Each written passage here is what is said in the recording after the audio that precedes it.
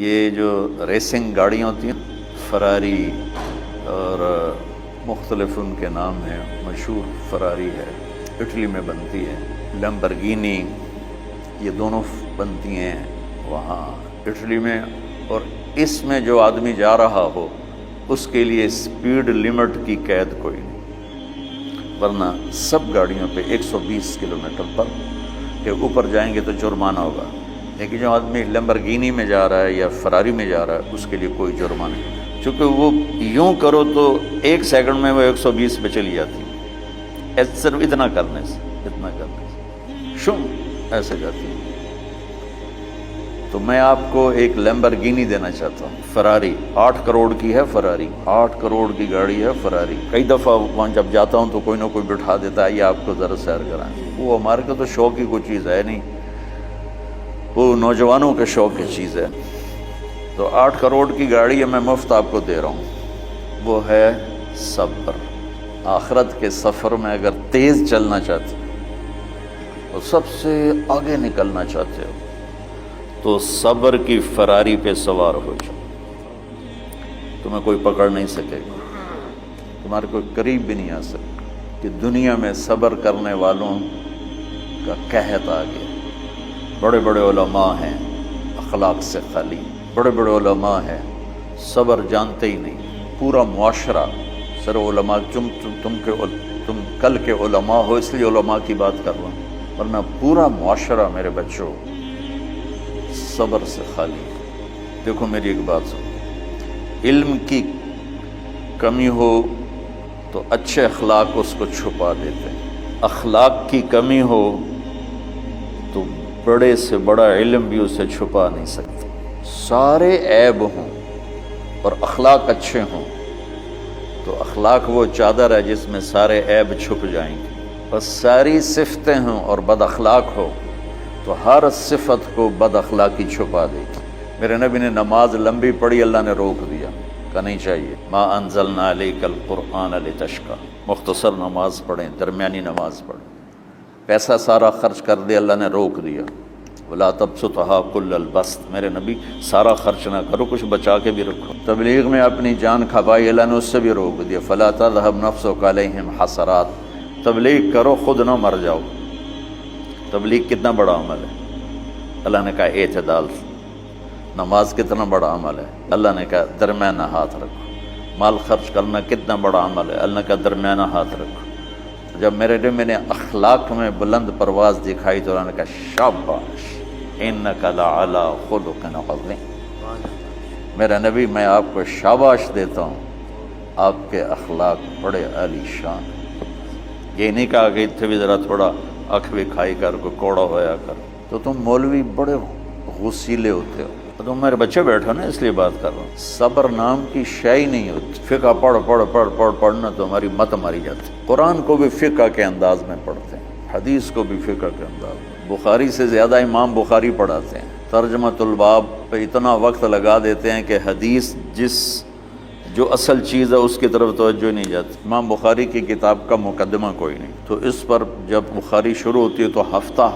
اس پہ سبق چلتا ہے کہ امام بخاری نے مقدمہ کیوں نہیں لکھا، جی میں سارے مل کے یعنی امام صاحب نے تو گلاں کی۔ میں اس کا اتنا آسان 1 منٹ میں اس سارے سبق کو ختم کر دیتا ہوں بخاری شریف کے، کہ دیکھو بھائی امام صاحب کا دل نہیں کیا مقدمہ لکھنے کو، اس لیے انہوں نے نہیں لکھا گلوں میں۔ ایک حدیث کے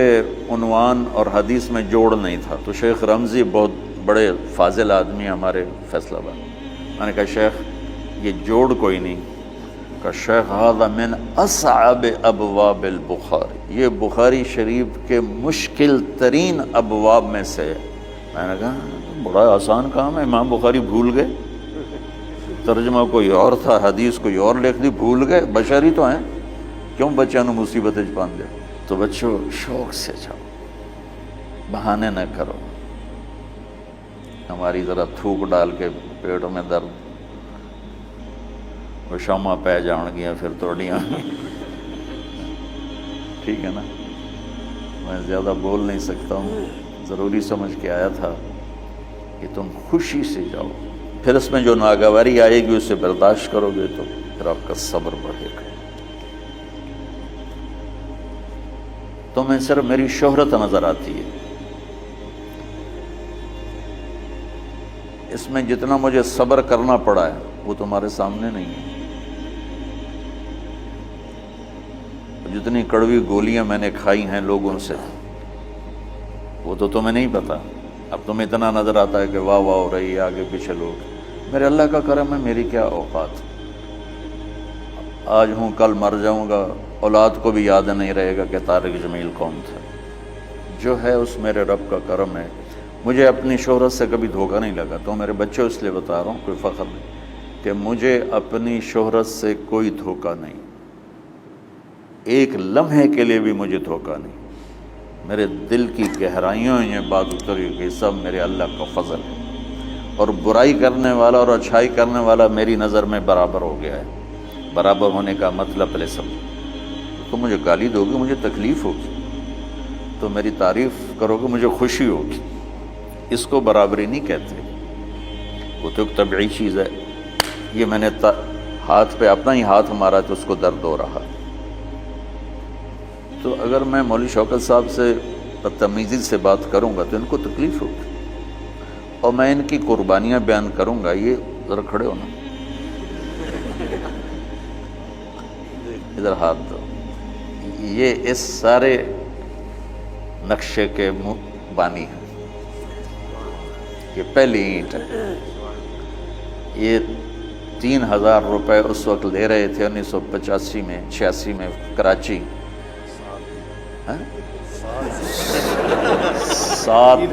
7,000 ان کی تنخواہ تھی، اور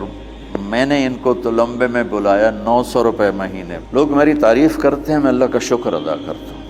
اور اس پہ میں تکبر میں نہیں آتا۔ یہ ہے مدح اور ذم برابر ہو جائے، یعنی تعریف کرنا اور برائی کرنا برابر ہو جانے کا مطلب یہ نہیں ہے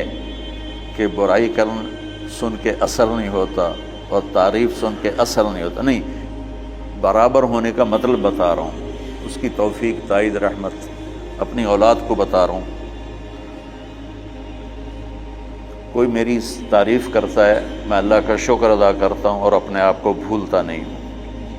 کوئی میری برائی کرتا ہے